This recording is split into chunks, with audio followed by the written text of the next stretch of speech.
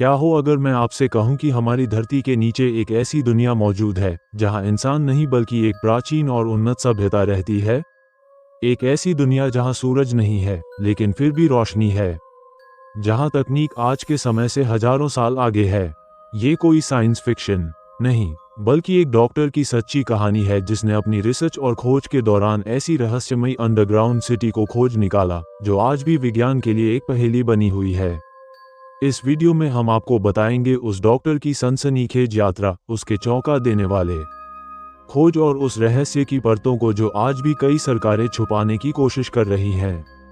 तो वीडियो को अंत तक जरूर देखें, क्योंकि ये कहानी आपको सोचने पर मजबूर कर देगी, क्या हम वाकई अकेले हैं इस धरती पर? इस कहानी की शुरुआत होती है 1940 के दशक में, जब अमेरिका के एक प्रतिष्ठित डॉक्टर और भूगर्भ वैज्ञानिक डॉक्टर थियोडोर वर्नर ने पृथ्वी की गहराइयों में होने वाले असामान्य कंपन और ऊष्मा पर रिसर्च करनी शुरू की। उन्हें यकीन था कि धरती की परतों के नीचे कुछ ऐसा है जो विज्ञान आज तक नहीं समझ पाया। उनका मिशन था धरती के आंतरिक हिस्से में उतरकर उसकी असल संरचना का पता लगाना। उन्होंने अपनी टीम तैयार की और दक्षिण अमेरिका के एक रहस्यमयी पर्वतीय क्षेत्र में रिसर्च बेस बनाया, एक ऐसा इलाका जहां के स्थानीय लोग सदियों से कहते आ रहे थे कि पहाड़ों के नीचे एक और दुनिया बसी हुई है। जैसे जैसे खुदाई शुरू हुई, डॉक्टर वर्नर और उनकी टीम को ऐसे संकेत मिलने लगे जो वैज्ञानिक तर्कों से बाहर थे। जमीन के अंदर कुछ अजीब प्रकार की धातुएं, अनजान चिन्ह और विद्युत चुंबकीय संकेत जो पृथ्वी की सतह से आने वाले नहीं थे। फिर एक दिन उन्हें एक सुरंग मिली, बहुत ही पुरानी लेकिन इतनी सटीक रूप से बनी हुई कि आज की तकनीक भी शर्मिंदा हो जाए। सुरंग की दीवारों पर ऐसे चित्र बने थे जो किसी विकसित सभ्यता के संकेत थे। अब डॉक्टर वर्नर को पूरा यकीन हो चला था कि वह किसी बड़ी खोज की कगार पर है। सुरंग के अंदर घुसते ही जो नज़ारा उन्हें दिखा वो अविश्वसनीय था। यह कोई साधारण गुफा नहीं थी, बल्कि एक पूरा शहर था। विशाल गलियारे, चमकती रोशनी, हवा को नियंत्रित करने वाली प्रणाली और रहस्यमयी ऊर्जा स्रोत, ये सब किसी आधुनिक या भविष्य की तकनीक जैसे लगते। डॉक्टर और उनकी टीम अब एक ऐसी जगह पर थे जो हजारों साल पुरानी थी लेकिन तकनीक में हमसे कहीं आगे थी। और सबसे चौंकाने वाली बात, वहां इंसान जैसे प्राणी मौजूद थे जिनकी ऊंचाई 8 से 10 फीट थी और आंखें अलग तरह की चमक लिए हुए थीं। जैसे ही डॉक्टर वर्नर और उनकी टीम उस रहस्यमयी शहर में और अंदर गए, उन्होंने महसूस किया कि वे अब सिर्फ एक खोजकर्ता नहीं बल्कि किसी बेहद गहरे और आध्यात्मिक अनुभव का हिस्सा बन चुके हैं। उस शहर में न तो डर था, न अंधेरा, न कोई शोर। सब कुछ शांत, सुव्यवस्थित और चमत्कारी लग रहा था। तभी अचानक सामने से कुछ आकृतियां आईं, लंबे कद के प्राणी, लगभग 8 से 10 फीट ऊंचे, जिनकी आंखों में एक अलग ही चमक थी। पहले तो टीम घबरा गई, लेकिन वो प्राणी शांति से खड़े रहे, जैसे उन्हें कोई भय नहीं था। धीरे धीरे दोनों पक्षों में संपर्क शुरू हुआ। वे कोई आम भाषा नहीं बोल रहे थे, लेकिन मानसिक रूप से एक दूसरे की भावनाएं समझ पा रहे थे। डॉक्टर वर्नर ने महसूस किया कि वे किसी बुद्धिमान और संवेदनशील जाति से मिल रहे हैं। कुछ देर बाद एक प्रमुख प्राणी ने अपना नाम आसवेल बताया और कहा कि वे अक्था नाम की एक प्राचीन सभ्यता से हैं। उनकी कहानी सुनकर डॉक्टर वर्नर सन्न रह गए। वे बोले कि हजारों साल पहले जब सतह की दुनिया युद्धों, लालच और तबाही की ओर बढ़ रही थी, तब उन्होंने अपनी पूरी सभ्यता को पृथ्वी के अंदर शिफ्ट कर दिया। आसवेल और उनके साथी डॉक्टर वर्नर को उस रहस्यमयी शहर की सैर पर ले गए। जो कुछ वहां देखा गया वो इंसानी कल्पना से परे था।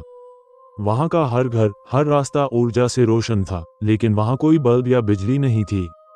उस ऊर्जा का स्रोत क्रिस्टल था, विशाल ऊर्जा क्रिस्टल, जो जमीन के अंदर गहराई में प्राकृतिक रूप से पाए जाते हैं। वो क्रिस्टल पृथ्वी की चुंबकीय शक्ति को खींचते और रोशनी में बदलते थे। उनके पास एक कृत्रिम सूरज भी था जो शहर को गर्मी और रोशनी देता था। डॉक्टर वर्नर को ये जानकर हैरानी हुई कि वहां के लोग बहुत कम बीमार पड़ते हैं। वहां कोई अस्पताल नहीं थे, बल्कि हीलिंग चेंबर थे जहां केवल कुछ मिनट बैठने से व्यक्ति पूरी तरह ठीक हो जाता था। वहां के लोगों की औसत उम्र 150 से 200 साल थी। वे प्रकृति के साथ इतने संतुलन में जीते थे कि पर्यावरण को एक कण भी नुकसान नहीं पहुंचता था। भोजन के लिए वे उन्नत हाइड्रोपोनिक सिस्टम का इस्तेमाल करते थे, बिना मिट्टी के खेती। और सबसे खास बात, वहां युद्ध, लालच या अपराध का कोई नामो निशान नहीं था। डॉक्टर वनर को ऐसा लगा जैसे वे किसी स्वर्ग में आ गए हों, एक ऐसा यूटोपिया जिसे ऊपर की दुनिया ने कभी देखा ही नहीं।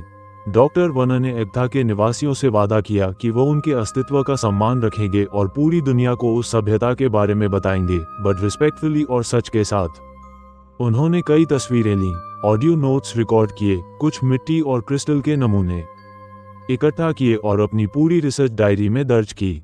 लेकिन जैसे ही वे सतह पर लौटे और अमेरिका पहुंचे, उनका सामना कुछ ऐसा हुआ जिसकी उन्होंने कल्पना भी नहीं की थी। उन्हें एयरपोर्ट पर ही सरकारी अधिकारियों ने रोक लिया, उनका सामान जब्त कर लिया गया। पहले तो इकट्ठा किए और अपनी पूरी रिसर्च डायरी में दर्ज की। उन्हें बताया गया कि यह राष्ट्रीय सुरक्षा का मामला है। फिर कहा गया कि ये जानकारी जनता के लिए खतरनाक हो सकती है। उनकी diary, camera, crystal all gone. उन्हें एक सीक्रेट रूम में ले जाया गया। कई घंटे पूछताछ हुई और अंत में चेतावनी दी गई, अगर तुमने किसी से भी ये बात की तो तुम्हारे और तुम्हारे परिवार के लिए गंभीर परिणाम होंगे। धीरे धीरे डॉक्टर को अकेला कर दिया गया, उनके साथियों को अलग अलग दिशाओं में भेज दिया गया। मीडिया तक भी कुछ नहीं पहुंचा, लेकिन डॉक्टर वनर ने हार नहीं मानी। उन्होंने चोरी छिपे एक कॉपी डायरी की बनाई और उसे सुरक्षित रखा। उन्होंने अपने अंतिम वर्षों में वो डायरी एक भरोसेमंद रिसर्चर को दे दी, और वही डायरी आज हमें इस रहस्य से जोड़ती है। अब सवाल उठता है, अगर ये सब सिर्फ एक कहानी थी, तो सरकार ने इसे छिपाने के लिए इतना सब क्यों किया? अगर डॉक्टर वनर पागल थे, तो उनके पास इतने सटीक प्रमाण कैसे थे? क्या सचमुच धरती के नीचे एक ऐसी दुनिया है जो हमसे कहीं ज्यादा विकसित है, लेकिन शांतिपूर्ण है?